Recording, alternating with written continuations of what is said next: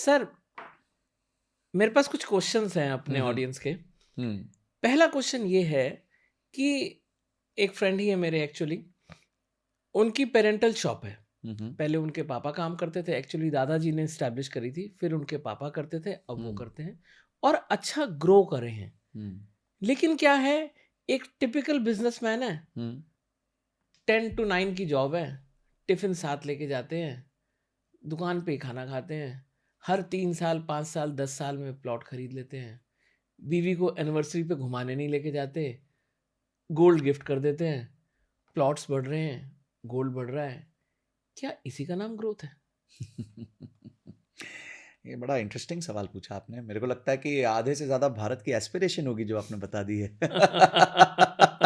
कि काश मेरी भी एक दुकान हो और मैं भी बार बार हर 8-10 साल में एक प्लॉट ले सकूं, वाइफ को गोल्ड दे सकूं।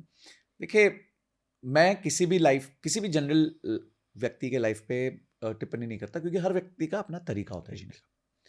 बट एक चीज़ मैं चाहता हूँ यूथ को, खासकर क्योंकि हम एड्रेस कर रहे हैं, और जैसे आपने बताया कि उनके फादर भी जाते हैं, अब वो भी जा रहे हैं, तो जो यूथ है उसके पास एक चीज़ अलग है। उनके फादर ने तब मेहनत करी थी जब अभाव था, मुश्किल टाइम था, भारत डेवलप हो रहा था, अपॉर्चुनिटीज़ कम थी, स्कार्सिटी थी, सेविंग्स माइंडसेट था, सेविंग सिंड्रोम था, माइंडसेट भी नहीं था, एक राइट। सिंड्रोम था सेविंग का। और वो क्यों था? क्योंकि पास्ट एक्सपीरियंसेस बहुत अच्छे नहीं रहे थे। 1947 का जब विभाजन हुआ, फिर हमारा इंडिपेंडेंस हुआ, फिर उसके बाद वॉर्स हुई, तो लोगों को लगता था सेफ रहना बहुत ज़रूरी है। तो इसलिए वो सेफ्टी की तरफ, मेरे दादाजी होंगे सेफ्टी की तरफ फोकस करेंगे, मेरे फादर हैं वो थोड़ा सेफ्टी एंड देन थोड़ा ग्रोथ की तरफ फोकस किए। बट अगर आप आज की जनरेशन हो तो प्रीवियस जनरेशन को ब्लेम करने का कोई मतलब नहीं है। आज का इंडिया, आज का भारत, आज हम विकसित भारत 2047 की बात कर रहे हैं। आज यंग बच्चे स्टार्टअप्स बना रहे हैं, आज हजारों करोड़ की कंपनियां बन रही हैं, लिस्ट हो रही हैं, बिक रही हैं, और ऐसे नहीं कोई यूनिक बिजनेस मॉडल्स निकल रहे हैं भाई। दुकानें ही, अगर मैं डीमार्ट की बात करूं, 3.5 लाख करोड़ की मार्केट कैपिटलाइजेशन है। क्या है? परचूरन की दुकान तो है, राइट। और क्या है? रिटेल स्टोर ही है ना at the end of the day. तो आप अगर एक रिटेल स्टोर चलाते हैं, विशाल मेगा मार्ट क्या है, V2 रिटेल क्या है, वी मार्ट क्या है, ये सारी लिस्टेड कंपनीज तो रिटेल की दुकानें हैं। करेक्ट। वही दुकानें हैं जहाँ पे परचूरन बिक रहा है। उसको इतना अच्छे से ऑर्गेनाइज कर दिया, इतना बड़ा सोचा कि आज वो हजारों करोड़ के बिजनेस बन चुके हैं। तो बिजनेस करना ये नहीं है कि आप कोई बहुत कॉम्प्लिकेटेड चीज कर रहे हो। हमने देखा कि बहुत सारे व्यापारी हैं, उन्होंने एक प्रोडक्ट बनाया। संजीव जुनेजा जी ने एक प्रोडक्ट बनाया, केश किंग, राइट। और 5 साल 4 साल उसको बिल्ड किया, और 4-5 साल बिल्ड करने के बाद उसको इमामी को 1700 करोड़ में बेच दिया। ठीक है, बड़ा महंगा तेल खरीदा इमामी ने।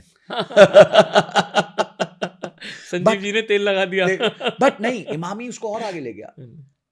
दो भाइयों ने एक कंपनी चालू करी 2020 कोविड में, द मिनिमलिस्ट करके। राइट। ठीक है, और उसको जो है एक कंपनी, यूएस की कंपनी द ऑर्डिनरी को कॉपी कर लिया।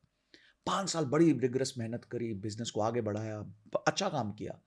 2025 में उनकी कंपनी को यूनिलीवर ने अक्वायर कर लिया 3,000 करोड़ में।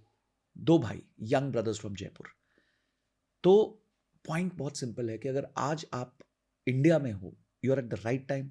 आपकी एस्पिरेशन हाई होनी चाहिए, आप पुराने तरीकों से नहीं प्रभावित होने चाहिए, और आपके पेरेंट्स ने जो है वो मेहनत कर ली है, आपके लिए प्लॉट्स बना दिए हैं, आपको एक सेफ्टी नेट दे दिया है। राइट। तो आज आपके लिए खुल के खेलने का टाइम है। मिथुन संचेती का नाम लूंगा।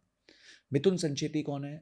मिथुन संचेती वो हैं जिन्होंने अपनी कंपनी तनिष्क को बेची, कैरेट लेन, उनकी कंपनी का नाम था कैरेट लेन। तो उन्होंने अपनी कंपनी लास्ट में 17,000 करोड़ में जो है तनिष्क को बेची। सबने कैरेट लेन का नाम सुना, ऑनलाइन ज्वेलरी। अब मिथुन जी के पेरेंट्स क्या करते हैं, वो वहाँ जयपुर में उनका one of the best jewellery का शोरूम है, जयपुर ज्वेल्स या जयपुर जेम्स के नाम से है शायद। तो उन्होंने कन्वेंशनल बिजनेस को जो है नए फॉर्म में किया। उनको जो आता था, उनके पुराने बिजनेस, जो चीज़ उनको आती थी, उसको उन्होंने नए फॉर्म में कर दिया, और इतना बड़ा एंटरप्राइज बनाया कि 17,000 करोड़ में टाटा जैसे ग्रुप, तनिष्क जैसे ग्रुप को बेच दिया। तो सर, आज के बिजनेस वाले को एस्पिरेशनल होना बहुत जरूरी है।